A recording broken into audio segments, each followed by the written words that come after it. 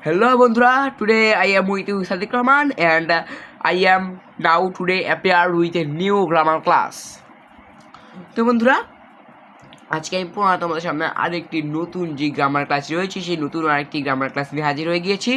এই নতুন গ্রামার ক্লাসটি হচ্ছে যে গতকালকের যে গ্রামার ক্লাসটি ছিল সেই গ্রামার ক্লাসের পরের ক্লাসটি, কিন্তু গতকালকে আমি দেখিয়েছি আমাদের 12 নম্বর গ্রামার ক্লাসের যে রুলটি রয়েছে সেই রুলটি, আর আজকে আমি দেখাবো তোমাদেরকে যে 13 নম্বর যে রুলটি রয়েছে সেই রুলটি কিন্তু আজকে তোমাদেরকে দেখিয়ে দেবো ভালোভাবে।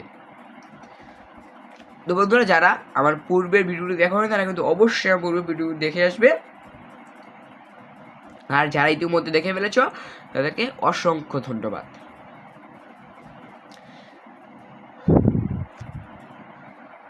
তো বন্ধুরা এই রুলটি কিন্তু যে পূর্বের গত ক্লাসে যে রুলটি ছিল সেই রুলটি থেকে অনেক সোজা, আর আমি আশা করছি বন্ধুরা যে তোমরা গত ক্লাসে যে রুলটি আমি তোমাদেরকে বুঝিয়ে দিয়েছি সেই রুলটি তোমরা খুব ভালোভাবে বুঝতে পেরেছ। তাই আমি এই ক্লাসটি নিশ্চিন্তে শুরু করছি। তাহলে চলো বন্ধুরা দেরি না করে ভিডিওটি শুরু করি। তাহলে বন্ধুরা আমরা যদি কোনো বাক্যকে ইফ দ্বারা শুরু করতে দেখি তাহলে কিন্তু আমরা অবশ্যই বুঝবো যে সেটি কী বাক্য, সেটি হচ্ছে একটি কমপ্লেক্স সেন্টেন্স। আর এই ইফ দ্বারা শর্তমূলক না বোধক বাক্য যেগুলো যদি আমরা কমপ্লেক্স সেন্টেন্স হিসেবে দেখি তাহলে আমরা এটাকে কীভাবে সিম্পল করবো চলো আমরা একটু দেখে নিই। এটা প্রথমে আমাদের উইদাউট বসবে, মানে আমাদের ইফ দিয়ে যদি কোনো বাক্য শুরু হয় তাহলে আমাদের প্রথমেই ইফের জায়গায় উইদাউট বসবে, তারপরে ইফ ক্লজ এর মূল ভার্বের প্রেজেন্ট ফর্মের সাথে আইএনজি বসবে, মানে ইফ ক্লজ এর পরে যেই মূল ভার্বটি থাকবে সেই মূল ভার্বের যে প্রেজেন্ট ফর্ম সেই প্রেজেন্ট ফর্মের সাথে আইএনজি যোগ করতে হবে অবশ্যই। এরপরে কি বন্ধুরা এরপরে কিন্তু হবে ভার্ব এর পরের অংশ বসে যাবে, অপর ক্লজটি বসবে। ভার্ব কিন্তু অবশ্যই আমরা জানি যে ভার্ব দ্বারা কোনো কাজ করা বোঝাচ্ছে। হ্যালো বন্ধুরা দেখতেই পাচ্ছ যে এটি হচ্ছে কীভাবে কমপ্লেক্স সিম্পল করবো সেটি স্ট্রাকচার। তাহলে বন্ধুরা চলো আমরা একটি উদাহরণের মাধ্যমে এটা আরেকটু ভালোভাবে বুঝে নিই। দেখো কি দেখতে পাচ্ছ যে বাক্যটি ইফ দ্বারা শুরু হচ্ছে, তারপর সবাই বুঝিয়ে পেরেছে এটি complex sentence. If you do not read attentively, যদি তুমি মনোযোগ সহকারে না পড়ো, you will not pass the examination, তাহলে তুমি পরীক্ষাটি পাস করতে পারবে না। তাহলে দেখো বন্ধুরা এখানে যেহেতু ইফ দ্বারা শুরু হয়েছে এটি কমপ্লেক্স, এখানে ইউ ডু নট রিড এটি কিন্তু কি, এটি হচ্ছে ইফ ক্লজের মূল ভার্ব যেটি রয়েছে এই মূল ভার্বের প্রেজেন্ট ফর্ম কিন্তু হচ্ছে এই রিড, আর রিডের সাথে কিন্তু আমাদের আইএনজি বসাতে হবে। এরপরে ভার্ব কোনটি, এর ভার্ব কিন্তু হচ্ছে মনোযোগ সহকারে পড়া, মানে অ্যাটেন্টিভলি, এটি কিন্তু হচ্ছে ভার্ব।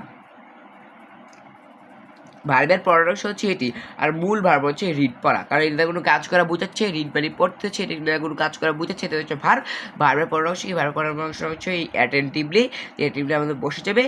এরপরে অপর ক্লজটি হুবহু বসে যাবে, সেখানে আর কোনো পরিবর্তন করতে আমাদের হবে না।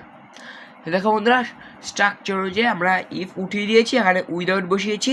এরপর কি বলা হয়েছে যে ইফ ক্লজের মূল ভার্বের প্রেজেন্ট ফর্মের সাথে আমাদের আইএনজি যোগ করতে হবে। তারপর এখানে রিড যেহেতু রয়েছে প্রেজেন্ট ফর্ম, সেই প্রেজেন্ট ফর্মের সাথে আমাদের আইএনজি করে রিডিং লিখেছি। উইদাউট রিডিং ভার্বের পরের অংশ কি বন্ধুরা, ভার্বের পরের অংশ কিন্তু হচ্ছে attentively. Without reading attentively you will not pass the examination, মানে উইদাউট রিডিং মানে পড়াশোনা মনোযোগ সহকারে পড়াশোনা ছাড়া you will not pass the examination, তুমি কখনোই তোমার পরীক্ষাটি পাস করতে পারবে না। তোমরা বুঝতেই পারছ যে এই আজকের এই স্ট্রাকচারটি গত ক্লাসে যে স্ট্রাকচারটি ছিল সেই স্ট্রাকচারটি থেকে কিন্তু অতিটাই অনেক সোজা। আর যারা তারপরেও কোনো কিছু বুঝতে বাকি থেকে থাকে বা কোনো সমস্যা থেকে থাকে তারা কিন্তু অবশ্যই আমার কমেন্টের মাধ্যমে জানিয়ে দেবে। আমি আমার নেক্সট যে গ্রামার ক্লাসটি থাকবে সেই গ্রামার ক্লাসটিতে কিন্তু অবশ্যই আজকের এই সমস্যাটি নিয়ে তোমাদের সামনে আবার আলোচনা নিয়ে হাজির হব। তো বন্ধুরা এতক্ষণ পর্যন্ত আমার ভিডিওটি মনোযোগের সঙ্গে দেখার জন্য তোমাদের সকলকে অসংখ্য ধন্যবাদ। আর যারা আজকে আমার এই ভিডিও নতুন আসে তারা কিন্তু অবশ্যই লাইক এবং সাবস্ক্রাইব করবে, লাইক এবং সাবস্ক্রাইব করতে কিন্তু ভুলবে না। তোমরা যদি লাইক এবং সাবস্ক্রাইব করো তাহলে কিন্তু আমরা কিন্তু ভিডিও বানানোর প্রতি আগ্রহ বাড়ে, আমরা কিন্তু আরও মোটিভেট হই। তো বন্ধুরা থ্যাংকস ফর ওয়াচিং, পর দেখা হচ্ছে পরবর্তী আবার অন্য কোনো গ্রামারের ক্লাস নিয়ে।